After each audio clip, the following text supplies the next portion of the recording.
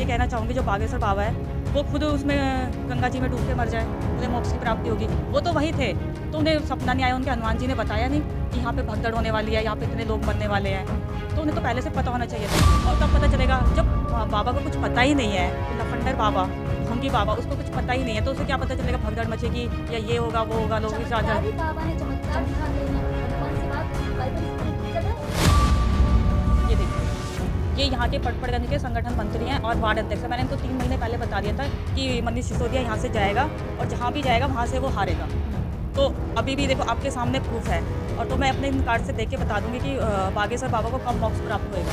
मैंने पहले बताया जो जितने भी बाबा जा रहे हैं वहाँ पे वो सारे सही नहीं है। बहुत सारे इसमें ढोंगी भी है। अभी बहुत सारे केस भी निकल के आए, महिलाओं के साथ छेड़खानी हुई और लड़कियों के साथ भी बहुत बदतमीजी हुई कुंभ के मेले में। आए दिन कोई ना कोई वीडियो निकल के आ रही है, न्यूज़पेपर में भी हम पढ़ रहे हैं। तो वो कहाँ के अच्छे बाबा हुए।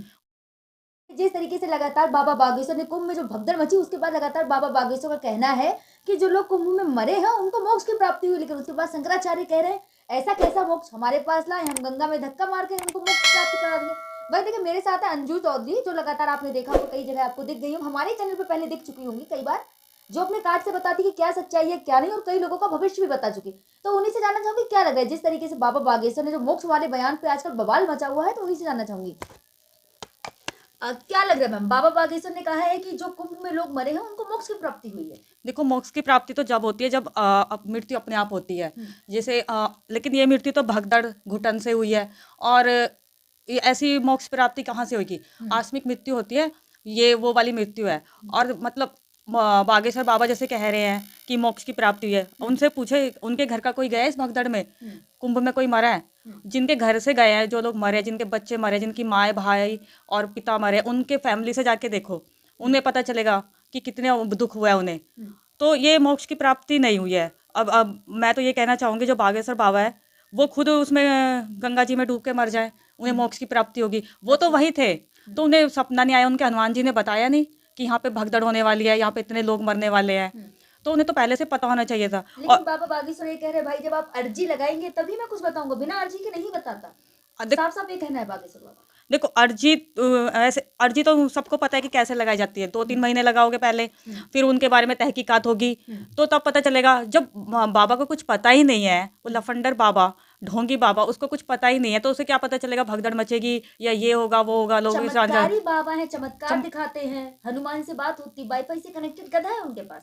ऐसा कुछ भी नहीं है। अगर आप थोड़ी देर भी योगा करोगे तो आपको भी कुछ चीज़ें प्राप्त हो जाएंगी, ज्ञान हो जाएगा कि कुछ सामने आने वाला है, तो वो आपको पता चल जाएगा पहले से ही। क्या लग रहा है इतनी बड़ी भगदड़ हुई, इतने लोग मर गए, क्या बाबा बागेश्वर को एहसास भी नहीं हुआ इस चीज का? जब मैंने पहले भी कहा, आपसे कई बार कह चुकी, जब वो ढोंगी बाबा है तो उसको कैसे पता चलेगा कि ये सब चीज़ें होने वाली है। वो तो बस बोलता रहता है और अपनी कमाई करता रहता है। लेकिन आप खुद देखिए, आप कार्ड देखती है, लेकिन कई बाबा ऐसे भी कह रहे हैं कि ऐसी तो चुटपुट घटनाएं तो होती रहती है जहाँ भीड़ होती है वहाँ।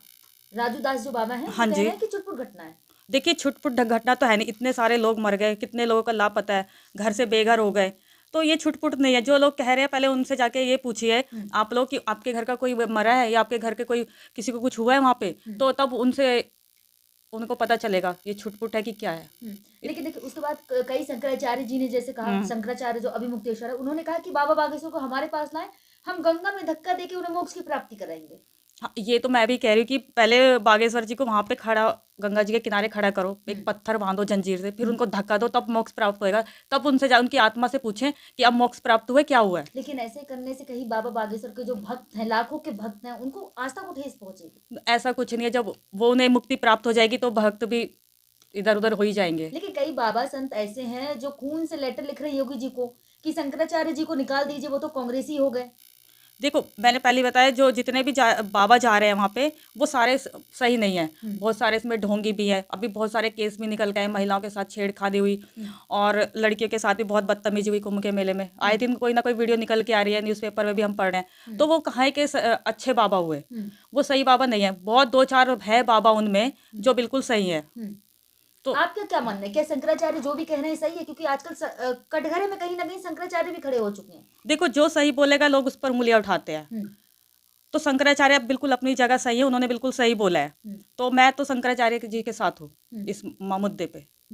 लेकिन वही देखिए, लगातार जिस तरीके की कुंभ में चर्चाएं हो रही, कुंभ में काफी बाबा ऐसे आए, आपने एक कांटे वाले बाबा सुने होंगे, एक आपने झूले वाले बाबा सुने होंगे, एक पंखे वाले बाबा सुने होंगे, कई हाँ, बाबा कई ऐसे फेमस होगा कुंभ से।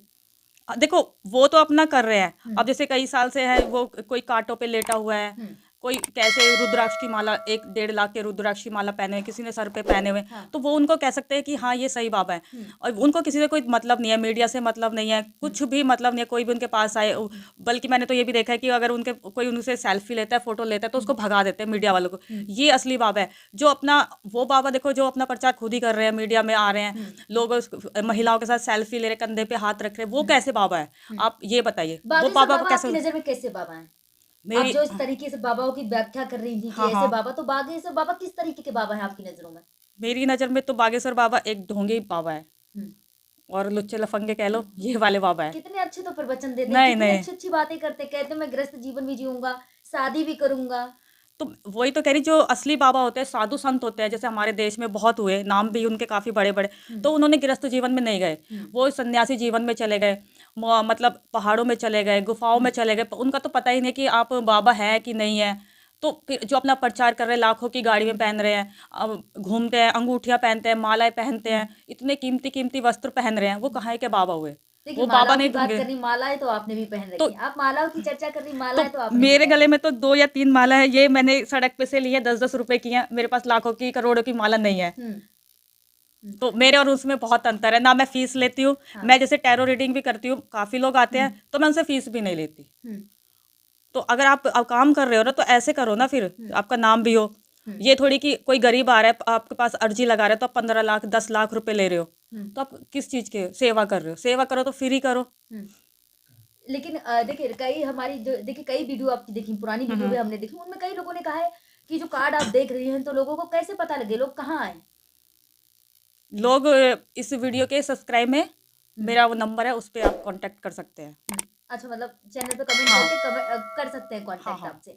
लेकिन जो ममता कुलकर्णी है और उन्होंने जिस तरीके का बयान दिया, कह रही है कि आप लोग नहीं चाहते कि मैं संन्यास लूं, मैं आऊं इस, मतलब अपना सब कुछ छोड़ छाड़ के आई हूँ। देखो, जो उनकी पिछली कहानी है उसको देखते हुए तो नहीं लगता कि वो सन्यासी बन जाएंगे। उन पे कौन विश्वास करेगा? आप पहले हीरोइन थी, फिर आप अब्बू सलेम के साथ रही, फिर ड्रग्स के मामले में आपका नाम भी आया, और फिर आप बाबा, मतलब वो तो ये कि आप मतलब टीवी पे दिखाया जा रहा है, सब जगह दिखाया जा रहा है कि कुंभ में ऐसे ऐसे चल रहा है, नाम होता है, फेमस होते हो, पर वो क्या कहते हैं, सेलिब्रिटी बन जाओगे, तो इस नाम से सब लोग भाग रहे हैं कि हमें भी कुंभ में जाना चलिए चाहिए। लास्ट में हमें एक सवाल और पूछूंगी, आप कार्ड देखती हैं, आप बागेश्वर बाबा का कोई कार्ड निकालेंगी यहाँ बैठे बैठे, हाँ, हाँ, मैं बागेश्वर, जिससे कि मैं अगर वीडियो बागेश्वर बाबा तक पहुंचे तो उनको पता लगे ना कि कार्ड में क्या लिखा है उनके, देखो, ये टैरो रीडिंग से ये साफ पता चल जाता है कि आपकी लाइफ में क्या होने वाला और है। थोड़ा मैं कार्ड के बारे में भी हाँ, बता हाँ, दें। ज़रूर। देखो, इस फ़ोन में, मेरे फ़ोन में है, मनीष सिसोदिया यहाँ से जाएगा, ये मैसेज पड़े हुए हैं 3 महीने पहले के, मैं आपको दिखा रही हूँ। इधर दिखाएं, कैमरा इधर, आप कैमरे में दिखाएं। ये देखिए, ये यहाँ के पटपड़गंज के संगठन मंत्री हैं और वार्ड अध्यक्ष हैं। मैंने इनको 3 महीने पहले बता दिया था कि मनीष सिसोदिया यहाँ से जाएगा, और जहाँ भी जाएगा वहाँ से वो हारेगा। तो अभी भी देखो आपके सामने प्रूफ है, और तो मैं अपने इन कार्ड से देख के बता दूंगी कि बागेश्वर बाबा को कब मोक्ष प्राप्त होएगा। बता दें, आप ऑन कैमरा आप बता दिए बाकी कब मोक्ष की प्राप्ति होगी बागेश्वर बाबा को। देखो, ये तो मैं कार्ड देके अभी बता देती हूँ कि जल्दी ही मोक्ष प्राप्त होएगा। जितनी वो बकवास कर रहे हैं ना, वो उस लायक भी नहीं रहेंगे।